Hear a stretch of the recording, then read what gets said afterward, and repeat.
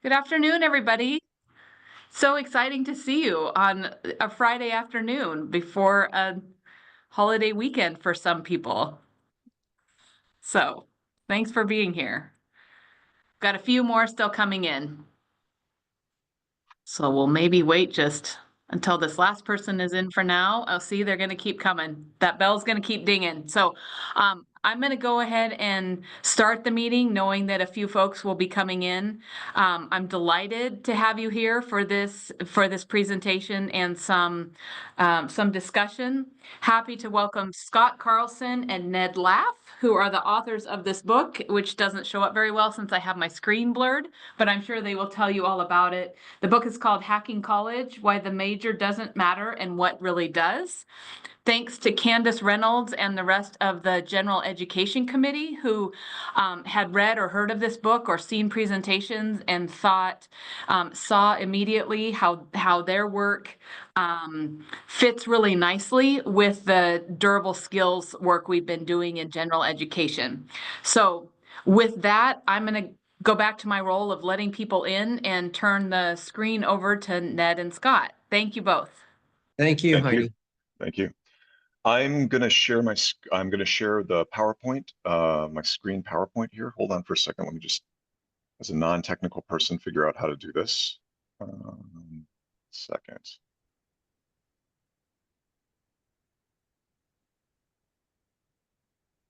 Okay. Oop, sorry. Did the classic thing where I went to the end first, and then before showing you what it's all about. Thanks everyone for joining us. What I'm going to do with this time here is to give you a presentation about Hacking College. Both Ned and I are. And the first half of this presentation, or the first part of it, is going to be about what is Hacking College really all about? Like, how does it work? What are we talking about in the book? And then in the second half of this, Ned's going to go into a little bit about how does this apply to general education? What are we talking about as it applies to all of that? And then we'll leave time for question and answer for everyone. So first thing I would say is that Hacking College is, you might think of it as a college to career guide, but it's actually much more than that. When Ned and I got together to write the book, we didn't really want to write a book about advising or about career services necessarily. We wanted to write something deeper, something that was bigger about, like, what is the college experience actually about? How do you make use of things like liberal arts studies? Should you follow your passion? Where does innovation come from? All of that. So all of this is in the book, along with lots of other things.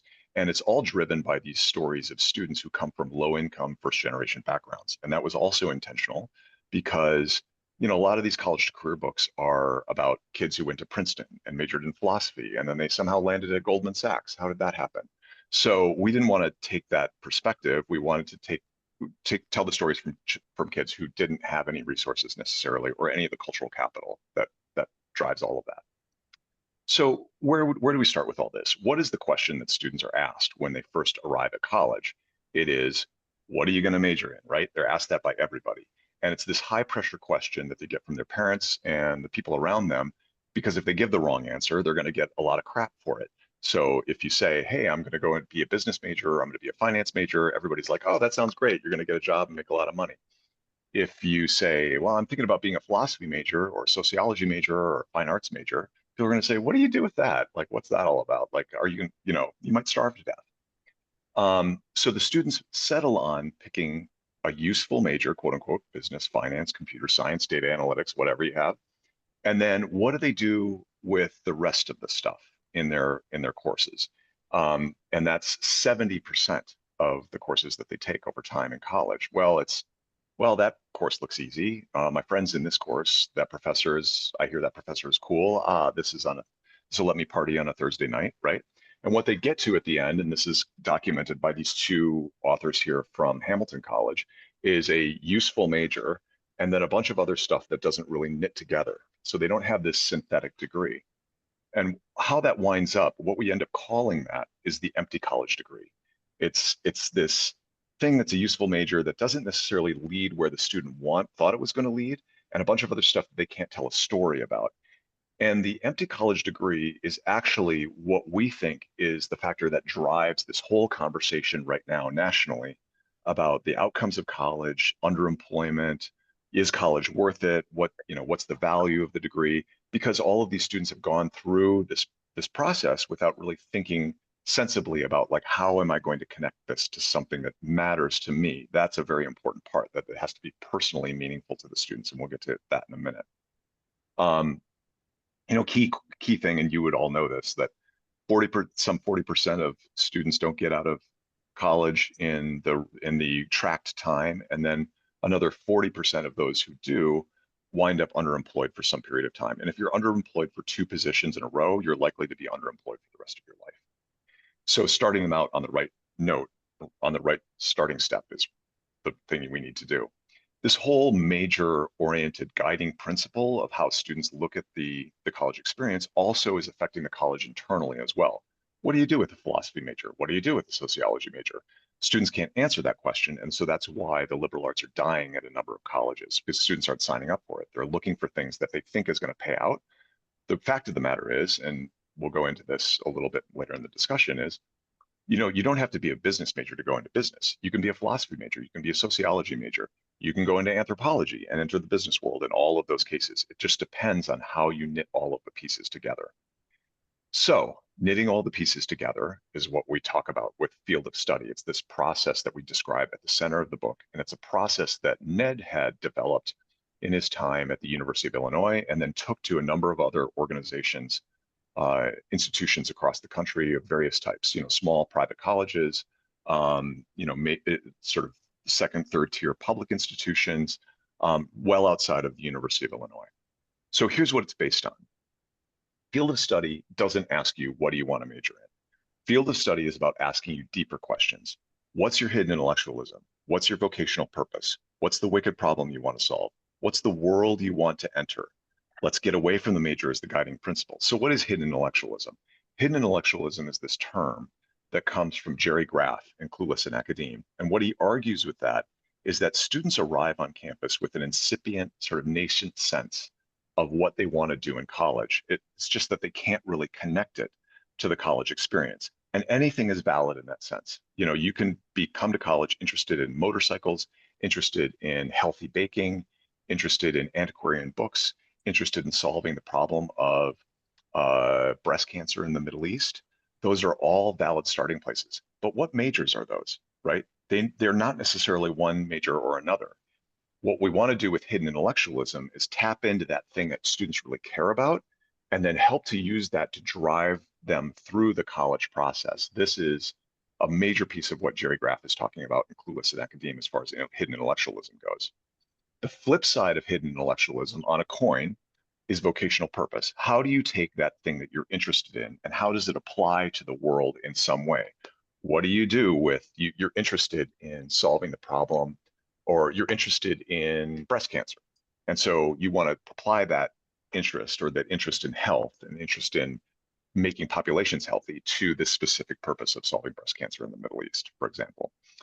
Vocational purpose can be a main driving factor. That might be a sort of an example of it, rather than you want to enter the world of, right? Wicked problems is another way of sort of conceiving of this. Wicked problems are, the world is full of wicked problems right now, and it's something that we talk about all the time. Wicked problems are these multidisciplinary, complicated problems that they don't necessarily have a single approach to solving them. They don't necessarily have a single solution. It all depends on how you define it. And so students grappling with these wicked problems come to realize that they're going to need a range of experiences, a range of skills, a range of knowledge sets in order to attack the problem that they want to attack. And it sort of depends on how they want to go at it. Another major concept from Hacking College. So you've got hidden intellectualism, you've got vocational purpose, you've got these wicked problems. So the students identify that. I want to bake healthy. I want to solve the problems of low-income people who are seeking to save and invest in the market, right? I want to solve the problems of inequity in the way that healthcare is offered, right? What we start to open up is that really anything is possible if you start to think about the granularity of the world of work. It's not part of what we discuss is this term hidden job market in Hacking College. And now hidden job market is mostly defined out there in the world as those 80% of jobs that you get because your sister knew somebody at this company and there was an opening there. And so she told you about the opening. And so you made your application, you gave it to your sister, she gave it to that person at the job, they called you and they found that you were a perfect fit. So you found this job that wasn't necessarily put on Indeed or Monster.com, right? With hidden jobs, with our version of hidden jobs, we wanted to retain um, that definition because we think that most jobs are really accessed that way through these personal connections. But we wanted to expand the definition a little bit to say that hidden jobs are not just those jobs you get through your social networks or through nepotism networks. It's all those jobs out there in the world of work that are behind the curtain of the world of work. It's those jobs that the average 18 to 22-year-old wouldn't think exist, right? And a lot of the people who work with them at colleges don't necessarily know they exist either. It's up to the student to go out and figure out that those exist. So those can be positions that are deep inside corporate organizations. For example, what we do in the book is we break down the Walters Art Museum. One of the students wants to work for museums when she grows up because she thought that museums were a wonderful way to get out of her community to imaginatively explore the world, right? And so that she's very attached to the world of museums.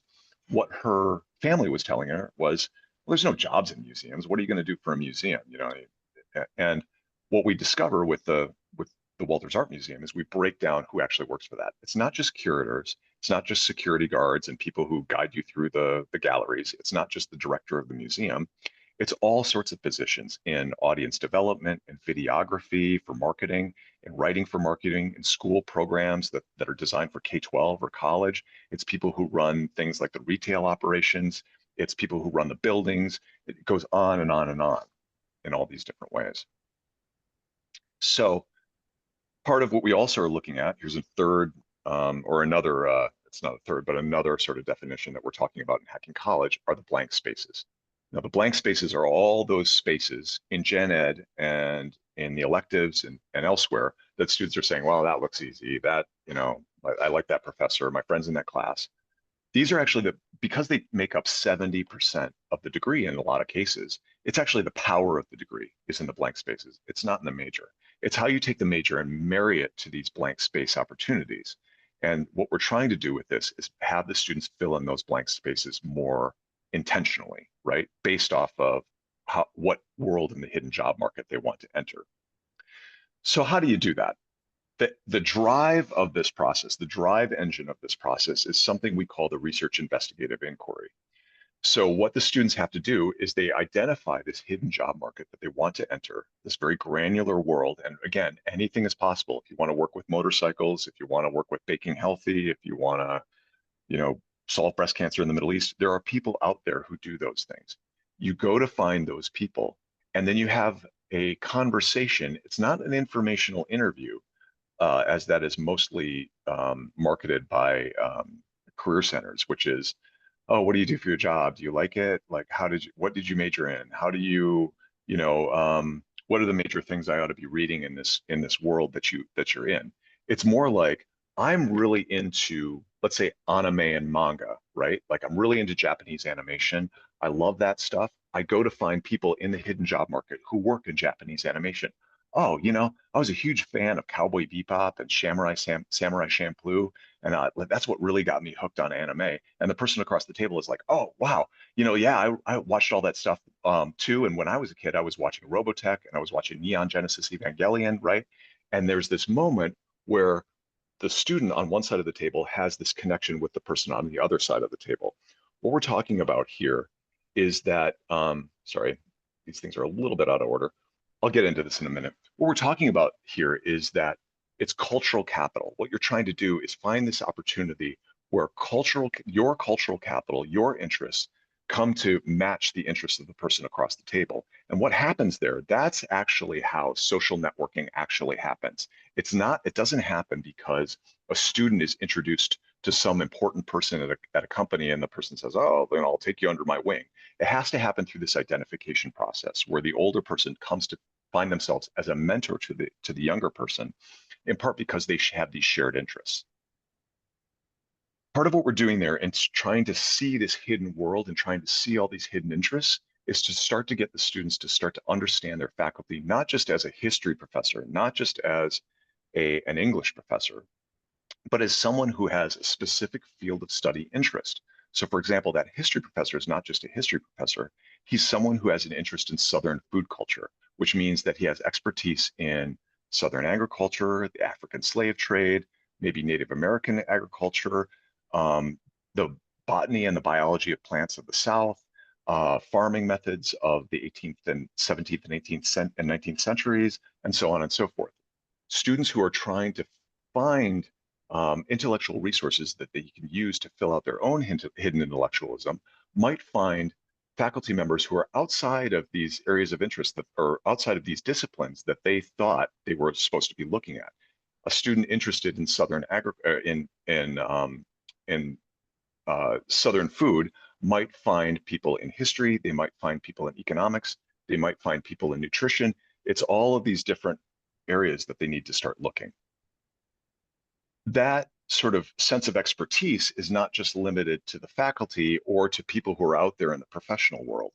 One of the biggest hidden job markets we see is the hidden jobs that are hidden within the university itself. So anyone who works at a university would understand that a university is not just made up of professors and the president and the provost and the student affairs people who deal with the students. It's also made up of people who do risk management. It's made up of people who do HR.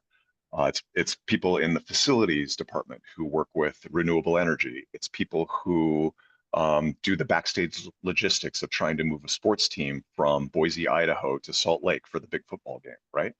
And those are all opportunities for students to hook into these professionals or these people who work for the university, not necessarily in faculty roles, and glean information from them that could be useful for where they want to go in life, right? Again, this is the slide that I should have brought up earlier, but we talk about social capital, we talk about cultural capital. Cultural capital is the thing, right? Cultural capital is the primordial goo that hidden intellectualism emerges from. This is how the students, this is where the students are coming from. This is the interest that they have. They're trying to connect that interest to the people out there in the world who have those similar interests, who occupy those similar worlds. And that's where the connections happen. That's what helps launch the students into the world after they translate some of this stuff back into their curriculum. So this is the part of field of study that's crucial, which is where they come back to the college and start to build out their undergraduate experience. They go out into the world, they talk to these professionals, they glean from them the information, the skills, the experience, the ideas, the directions of where those professional worlds are going. And then they take that information and work with the people at the university to design their curriculum backwards from where they want to go. And that involves picking not just the major, but picking all of these other pieces, these other blank spaces, and the extracurricular, and maybe the off-campus learning stuff that they can use to create this portfolio of experiences, skills, knowledge that they will carry into the world, these specific areas in the hidden job market that they want to enter. This is not something you do just once. So a big part of Hacking College is about helping the students discover that this is really like a lifelong skill that they will use forever and ever.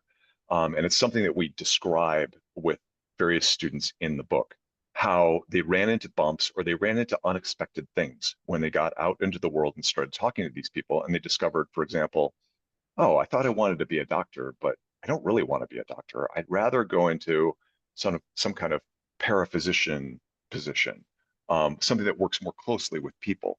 Oh, I thought I wanted to go into finance, but maybe not that part of finance because I really don't like Wall Street. I think I'd rather use my finance degree to work with low-income students or low-income people and helping them save, right? That process of going out into the world and discovering what's out there and discovering the skills you need and then translating that back into like these are the skills I need to acquire in order to enter that world is something they'll do not only as 18 to 22-year-olds but also as 28-year-olds, as 35-year-olds, as 47-year-olds, as 55-year-olds, right? If we're talking about a work world after college where you're going to change your job 10 times before you turn 30, as like some of the statistics say, right? You're going to need to reiterate this process over and over again and understand how to make connections and how to create your pathway, right?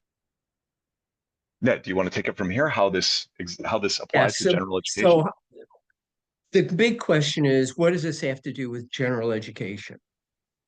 One of the things that's common on most campuses is to hear students sit down and say, I got to get through general education so then I can get on to the business of the major. And in most instances where general education becomes meaningful for students is if they're planning a major in which some of the courses in general ed are requirements for the major. Problem comes up, of course, when students change majors. And what the data tends to suggest is students are changing majors quite a bit. So when we look at what we put down in a college catalog, regardless of whether it's the major, general education, we don't put down electives. We just say you have these extra hours you have to complete to get to the 120. What we give students is something akin to a Chinese menu. It's just, here's a category and here's a list of courses. What should a student be taking out of those courses? And most of the time, what students end up doing is, yes, they'll take something that is, I think I want to be a sociology major. So they'll go with statistics, hopefully, and they'll pick up introduction to sociology, but then what? Right? That's the other part of the problem. This is the situation we start the book with Isaiah. Why do I have to take a science course for general education? Now, what we're arguing is that general education is not just this introduction to something. You get through these requirements and then you get on to the business of the major.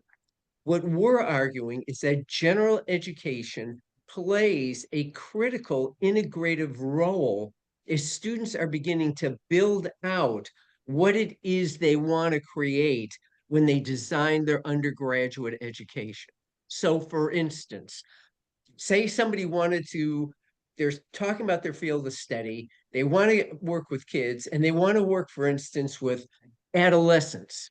Now, using that gives somebody a way to help students to begin to think about how they want to think about the choices they're going to make, not simply to take a course that fills a category, but how courses across the categories of gen ed can start to inform each other to give a better basis for the student to understand the world of adolescence.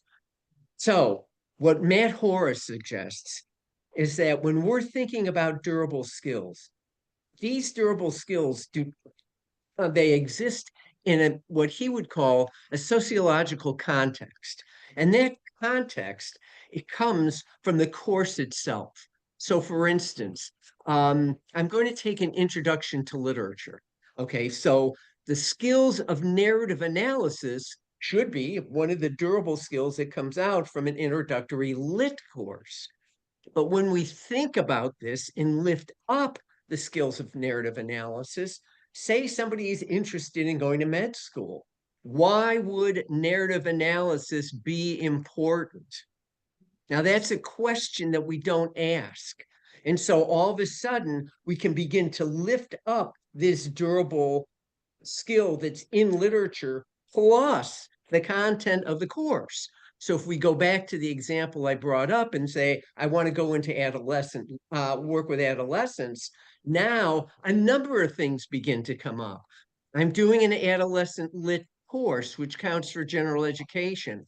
I'm learning how to explicate narrative, which is a thing I would be doing if I'm going to be talking with individuals. But I'm also going to be able to have this base that I can refer to and refer students to, where they can begin to use the learning in that course to help them begin to explore issues that they want to explore that they may not be able to talk about as somebody dealing with adolescent psychology. So let's go to the next slide. So this is what we're talking about in terms of sense making in general education. It's not just simply identifying the durable skills in a course. Those skills already exist in a course, and yes, it would be nice for us to clarify it. But in the process of doing this identification of durable skills, this is similar to the process that we went through when we said, let's go to student learning outcomes, identify the 3 outcomes that exist underneath this area, put the outcomes into our course. The students come out and supposedly they're introduced to the outcome. The problem that we're encountering is that when students are taught get through general ed, they're looking at most of these general education experiences as discrete learning encounters. And so the skills are discrete learning encounters. And so if we don't talk to students, if we don't start a conversation talking about how these learning encounters inform each other, and how they introduce students to understand how these durable learning outcomes have a sociological context within the course itself that are transferable into other areas. For instance, narrative analysis can work in history, history can work in English, all of them can work in areas that deal with the individual and society. If we don't help them think about that, then what happens is students will come out with the same thing. I've got these discrete things. And when we've talked to juniors across the country, what we often say that here is, if I knew as a first year what I know now as a junior, I would have done my general education program differently. Now, what we're arguing is this: there is an inertia in the system. And what this comes in is because we've taught students, the system teaches them, is that here's the main thing is to get to the major. To get to the major, you have to go through gen ed because we require gen ed. And so most of the time, students will sit down and say, I'm taking this course. I talk to my friends. It's Monday, Wednesday, Friday at 10. I'm going to get an A. I don't have to do a lot of work. And they just serendipitously happen to go through the process. Oftentimes, they'll run into a course totally unexpectedly that clicks with their hidden intellectualism. For instance, an environmental science course or a women's studies course or some philosophy of literature course. And all of a sudden it triggers something. What we're arguing is this shouldn't be about the luck of the draw. The luck, when I ask students to define luck, they come back with what everybody says, it's luck. But what we're arguing is luck is a classical concept. It's found on the road where preparation meets opportunity. And what we're arguing is students can create their preparation and then they can create their opportunity. And it starts not by simply taking gen ed courses, but talking with someone who can help them understand how to begin to think about stuff. And this needs to begin literally in the first semester. We need to challenge the concept that when a student comes in and says, I think I'm interested in psychology, we normally say, well, take an introduction to psych course, which we all know is not going to give a student an insight at the information they need or the experiences they need. In Hacking College, what we do is tell the student, yeah, if you're interested in psych, that psych course is going to be important because it's required for the major. But what we want you to do is we want you to sit in 5 different senior seminars for a couple of classes. Because what that student will find is the person who's teaching neuroscience is not the person who's teaching social psychology, is not the person who's teaching organizational psychology, is not the person who's teaching adolescent psychology. And all of those titles are the tip of an iceberg of a field of study. And how a student begins to understand this allows them to come back and then begin to think, here are the pieces that I want to put together out of the general education program. And in doing it this way, students learn that education is not this first 30 hours to get out of the way. It becomes an integral part of building out the foundation for a field of study. So this is a basic overview of what we're arguing. that we need that while we can outline student learning outcomes and we can outline durable skills, students still need to have the conversations that begin to challenge them to think about how they put the pieces together so they can design the kinds of undergraduate experiences that link with their interests, their purposes. So with that, we'd like to open it up for questions. Thank you both very much. I know at the meeting here today, we have people who teach largely general education or even exclusively so. We have others probably from career services or other places on campus. Please, this will only work if you also participate. So please put questions in the chat or raise your hand and go ahead and give us your question. And I see we have a room full as well, wherever Hepworth is. So send us your questions as well. And if you don't ask questions, we're going to call on somebody. There you go. No, we won't.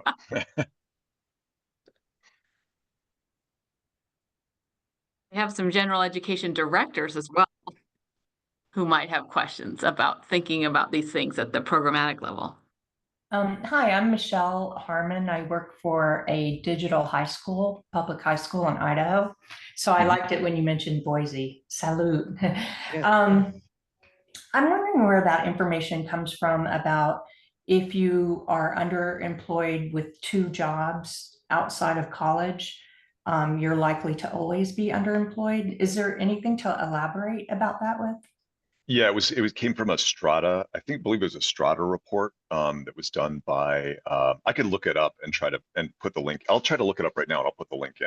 See if I can find it. But yeah, it came out of a Strata report, I believe. But it did show that it showed that it was very. It might have been ECMC. I can't remember. Anyway, it showed that if the chances were that if you were so you get out of college and then you work at a bar, right? And then if your next job is you transfer that from the working at a bar to working at another restaurant, like that's likely to be your path in life, right? You're not likely not to get out of that rut. If you consider that a rut, like some people are like, oh, I went to college, but I always wanted to work in a restaurant, which we're fine with. One of the issues that came up yesterday, I'm at the University of Minnesota right now. So the University of Minnesota is going to adopt Hacking College as a skunkworks program to train their advisors in this program and try to link it to the Minnesota state system. And one of the questions people had was, well, I majored in art, but I'm not really using that right now. So do I have an empty college degree? I really loved art. That's what I really wanted to do. And we would say that that's not an empty college degree. The empty college degree is more like, I'm in this major, I don't really care about it, or I think it's going to get me a job. And then the rest of the stuff I don't, I'm sort of like throwing it together based on like vague interests or like it fits my schedule. That's an empty college degree. Yeah, I don't know how many times I've heard that from my kids. And I say, I'd follow your passion. Being my age and knowing what I know, follow your passion. So anyway. Well, importantly, I want to say that what we're saying in Hacking College is not follow your passion. Okay. Essentially, we have a whole set in the book where we break down that statement. What does that actually mean? Because follow your passion. What's your passion? It's such an ill-defined term, right? So we're more about like, what's your hidden intellectualism? What's your vocational purpose? What's the wicked problem you want to solve? And what we say is that once students discover that hidden intellectualism or vocational purpose, and then find the hidden job world where they can apply those things, the passion emerges as the emotive expression of this hidden intellectualism, right? It's like, this is real. I can actually do this. That's where the passion comes from. Okay. I was wondering what you meant by hidden intellectualisms exactly, but now I understand better. Thank you.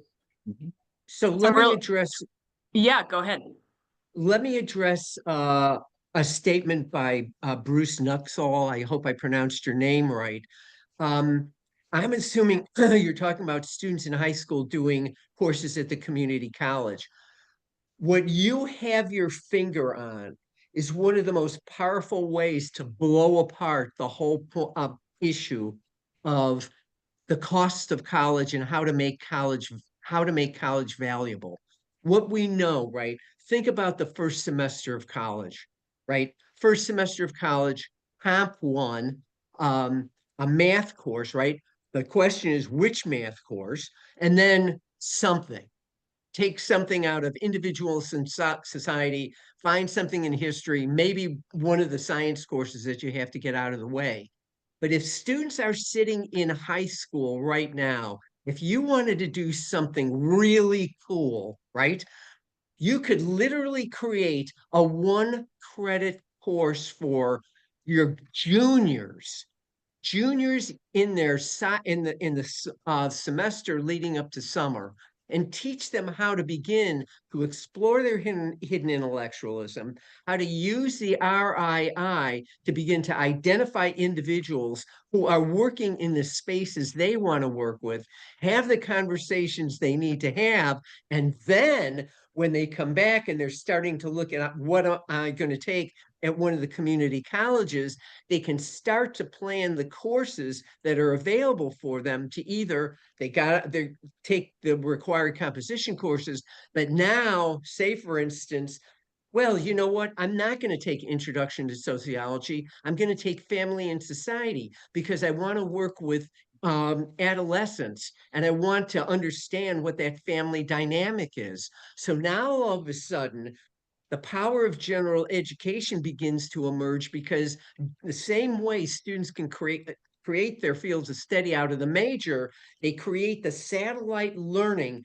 through the general education courses. And if they're doing this in high school, I had one student come out literally walking in as a sophomore into college. Plus, the other thing that really boosted this person's life was they didn't go through regular admissions to college. They did their college admissions as a transfer student because they had more than 24 hours of college credit. This can open up so many valuable doors and help students understand, wow, you know what? High school actually means something. Well, a couple of things. I teach dual credit family community culture. It's a great class. And I'm going to talk to our superintendent and talk about that because we're the kind of organization that would do that. So Ned I'm and gonna Just wait, Ned. Just wait. okay. sorry, Yeah, go go ahead. I just wanted to call your attention to another question in the chat. So I think we could talk a long time about dual credit. Idaho has a really high uptake of dual credit courses that Right. are actually taught by trained high school teachers in our high schools. So we're in a particular state context. But I wonder if you could speak to this question. Do you have advice on how to address the question, why do I need to take a blank course if I'm a blank major, really, right? Why do I need to take a math course if I am not a STEM major? It seems that students don't want the quote unquote you use math in everyday experience as the answer. So that person speaking specifically for math, but I think that holds across other disciplines as well. Yes, it does. And the first chapter of the book actually takes us on, but let's take a look at that math. Why do I have to take a math course, right? It's a great question because most of the time, if I'm not going into STEM, right, I'm going to go out and take college algebra because that's the course that'll get me out of the way. When I'm working with students who are sitting and saying, I'm not going to be a STEM major, I'm not going into that area, one of the things I always send them out to do is talk to anybody out there. And what they come back with is, oh my gosh, I need to take basic stats. And what happens with students is they go into the stats course, and what they find is one, because they have an understanding of why they're taking this course, they have an inherent interest in it. It's not that they're going to use it every day. This is going to be a reliable, durable skill that they're going to use in any kind of business or work environment. And two, they find out that the course is easier to work with than the algebra course. So now it's not a question of, do I take a math course? No, it's a question of figuring out what you want to take and why you're going to take it and how it fits into your overall design of what you want to do. Great. Justin, we'll go to you since you have your hand up. All right, thanks. Hey, I appreciate you guys being here. This has been it's been great to hear these ideas and thoughts. you know, this program or this, you know, what you're sharing with us, I think is great.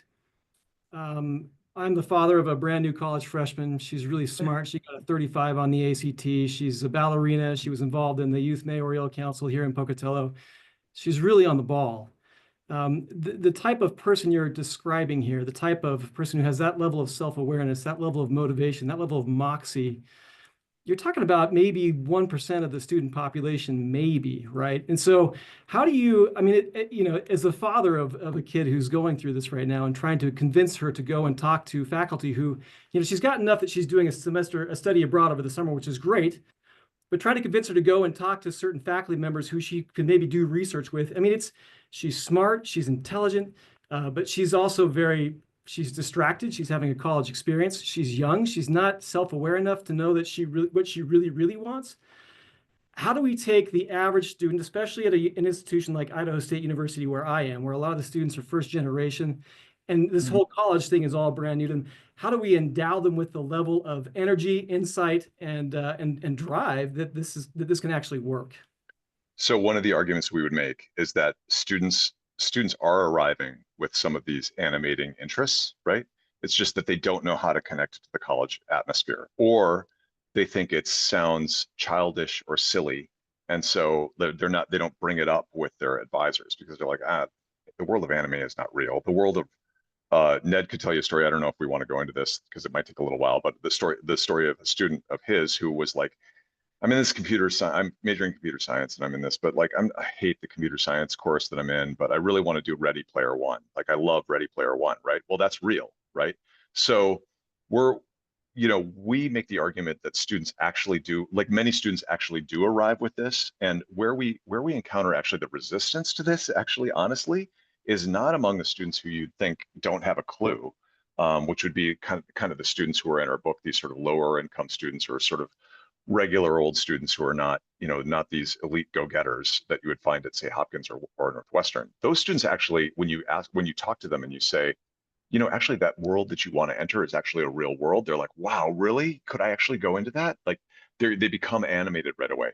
It's actually the students that we've encountered from the more elite institutions like Northwestern or Johns Hopkins or Stanford or what have you, that are saying, I've worked 18 years to get to this elite institution.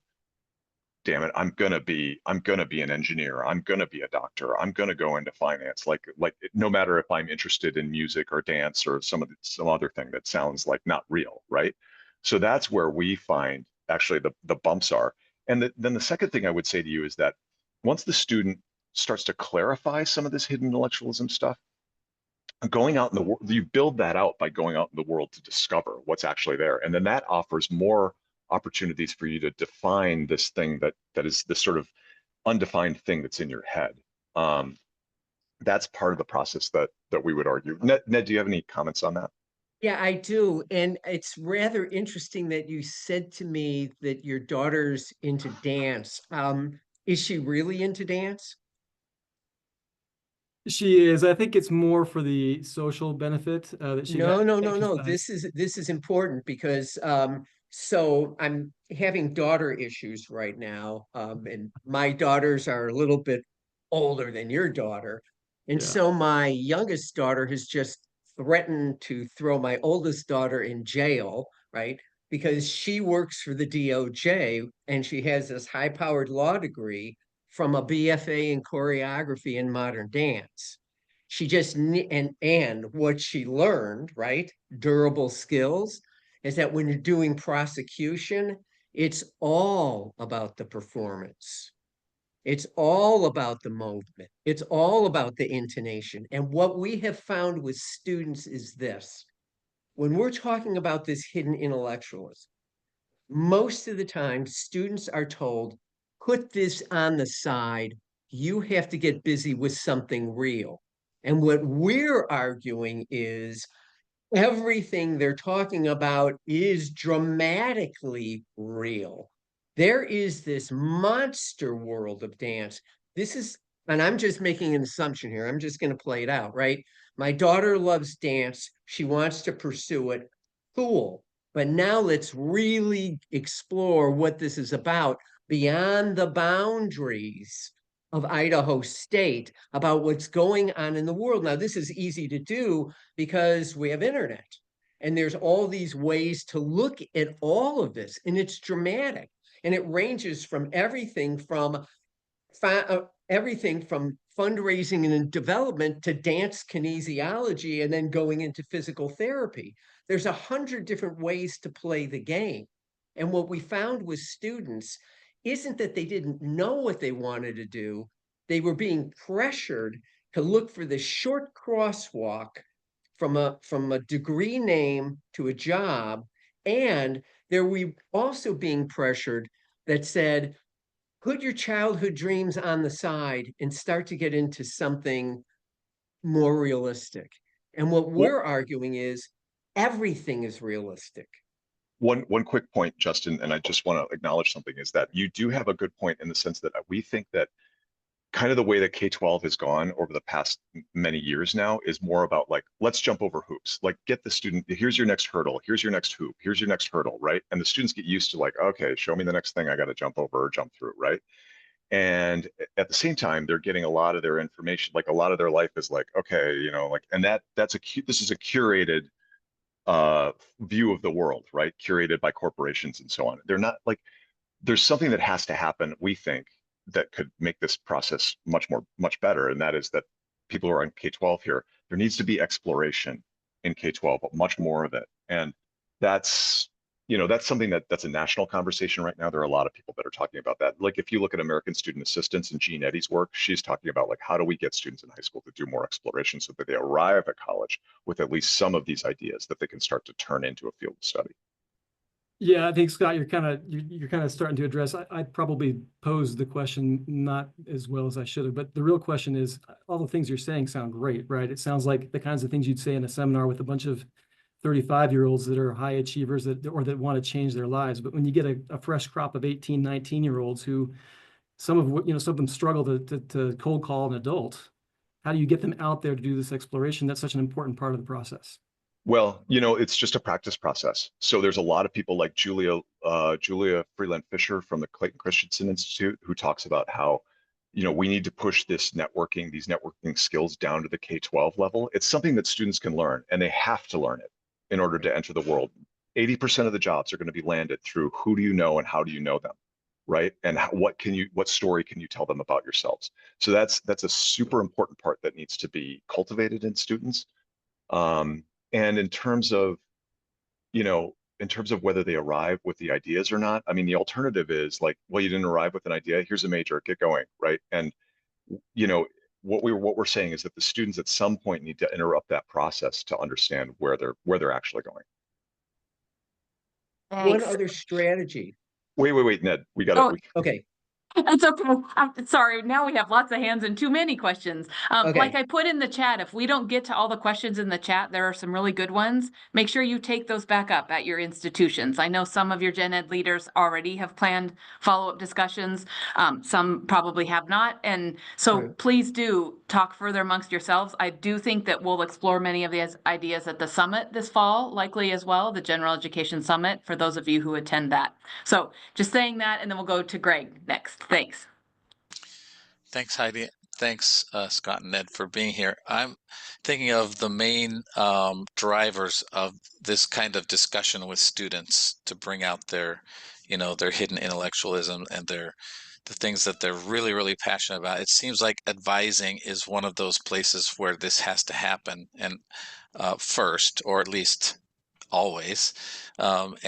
But I also see maybe instructors of gen ed courses, but once a student has already registered for our gen ed course, they've already made that decision. And I know you're trying to get them to think about what's my pathway through gen ed before I register for this or that course. How does that factor in? So do you have any ideas or ways to make sure that this message gets to students apart from advising? I mean, I think advising is the key. Just let me know, is that right or wrong? And what other ways can we load this?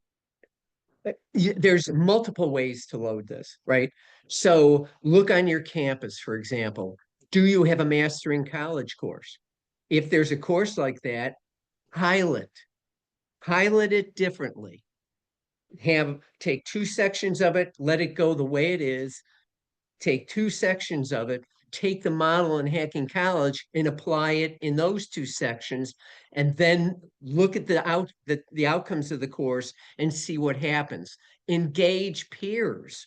So when I was building out centers, I'd always have peers working for me. In order for a peer to work with me, all of them had to do 2 things. They had to go through the process themselves, and they had to do mock interventions among themselves as if they were working with students. Students trust students, and all of a sudden those conversations can begin. The time to start this, right at orientation, to get students thinking. So for example, right, I think I want to major in business. Great. I have no idea what you're talking about. Everything is business. Can you tell me what you mean when you say business? And as soon as they say, I don't know, what we need to get them to do is begin looking outside of the university, right? Everything out there is a business. I mean, when we go to a football game, right? Do we think about the business of football, the logistics of football, all the things involved in putting a team together? All of these things are available to students to look at. We have to first challenge them to get them to stop dead, right? If you have peer mentors who are working with them, then drive them out. Let's start talking to people. Why would people want to talk to me? Because they love talking about what they do. And then all of a sudden they come back, and then they can start to deal with the translation chasm. Here's this thing I want to do. Like chapter 3, Shay, I want to use spoken word, and I want to work with high risk kids who I see falling through the cracks. Okay, what major is that? Right? But all the resources are there, not only on the campus, but also in the community. And when we start making that outward and inward perspective come together, we utilize peers, then advisors can start driving the game. Let's keep going with the questions with your hands raised. Thank you. Karina? Yeah. So first off, I just appreciate what you guys are doing. I think you bring a lot of language to what I experienced as a college student and coming out of college. I'm an academic advisor here at University of Idaho, and I graduated with an animal science degree. And when I got to do an internship with a pharmaceutical company, I saw exactly what you guys are talking about with the hidden job market, and just how many players, how many different people that it takes to run a business like that, not just the scientists, but the patent lawyers and such. And so what you say, like, I'm like, yes, 100%. And I think kind of to the, I do have a question, but I have, I guess, 2 comments. In my advising practice, something I try to do with students is ask them, like, kind of have the end in mind, like where they want to end up as a person. And I think provoking that question gets them to start thinking about that, what you guys are describing, that hidden intellectualism. And then from there, I as an advisor am able to better equip them of like, hey, what about this class? Or what about this general education class? And then also to the point of students not maybe being equipped with a skill set to do like the cold calls, like that's just not naturally built into them. I think there's a lot of programs at the high school level that like 4-H, FFA, that they do have those skill sets, and they are very much career ready at 18 years old. And I can tell a difference between my ag kids that have done FFA versus my kids that maybe didn't have that experience. With all that said, my question is, something I ran into is faculty using them as field experts. I see a huge disconnect between academia and what's out there in the industry, and academia being, I think, very behind in what industry is actually needing and wanting, and where things are going and how things are actually played out. And so just wonder if you guys have thoughts about that, or how faculty can be maybe brought up to speed so they can be those field study experts that students can go to. Okay, I'll answer this one real quick, and then we can get to Perry real fast because I realize the time is running down. Yeah, I mean, the importance of getting outside of the college environment is super important because, just to cite an example from the book, we have this student, Kaylin, in the book who wants to go into pharmacy. When she goes out in the world, when we ask her, we have no idea what pharmacists do. Do you? She goes out and discovers, she's being pushed into the pre-pharm program, which is in biology. She goes out into the world to discover the pharmacist saying, you don't want to be a biology major. We don't do biology here. What we do is actually public health. We're actually doing like here at the CVS clinic, we're giving people vaccines, we're testing for strep, we're doing all, so it's essentially a public health role. So you have to go back into the environment and start to learn more about that. And so that's sort of an example of like how if you go out into the world and talk to the actual people who are doing the job, you might get a different story from what the academics inside the system are talking about. And that's actually, from my work on college to career, that's actually very prominent problem, particularly in tech fields, because out there in the world, the tech moves super fast, but inside the college, it doesn't move as fast. Okay, Could we I add are one getting thing really, Could I add sorry. one thing to Scott's thing? And use the information you get back to the students to share it with your colleagues. Yes, that's true. Love it. Perry, quickly. Maybe not a super quick question, and I haven't had a chance to read the book, though I'll definitely be taking a look at it for future my intro to college class. But the title, Hacking College, suggests to me that we have to find workarounds or sneaky ways to like make the system actually work for us. And so I feel like the obvious question, especially with a lot of decision makers and people who work in these institutions, is how could we just fix the system in ways that we don't have to hack it? So that's a great question. And it's actually one of the key criticisms that I get from Kemi Jonah, who's at the University of Virginia. He's like a player at the University of Virginia who's reading Hacking College right now. And he sends me texts all the time. He's like, why do they have to hack it? Why can't we just fix the system, right? Well, it's called Hacking College. There's a story why it's called Hacking College. For one thing, and we'd say this in the intro, we don't think that the institutions are going to change anything about how they operate. So, we put this out there saying like institutions, you have to change. You have to like help the students see the college atmosphere from this way, but we don't think they're going to change. So Hacking College is in part like playing off this notion that if you're inside the system and you want to help the students that you work with, help teach them how to hack it, teach them how to work around the barriers in the system, because you have the keys to that, right? The other piece about the other reason why it's called Hacking College is we're drawing off of the cybersecurity expert, Bruce Schneier, who wrote this book, A Hacker's Mind. And what he talks about in there is that he says, hacking is not just in computers, it's in society all over the place. So Peter Thiel, for example, got rich because he hacked the tax system. That's how he earned billions of dollars, right?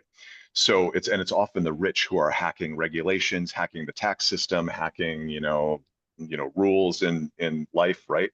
And so what Schneier says is that hacking is actually the key to helping change society without changing the structures right away. It's what I would call a desire path. A desire path is that dirt path that's cut across a piece of lawn, right? And eventually they pave it because they realize everybody wants to go that way. That's what Hacking College is really all about. We are right at time. This was an amazing discussion. I really appreciate the energy that you both brought, Ned and Scott. Thank you. Virtual applause to both of you. We really appreciate your time.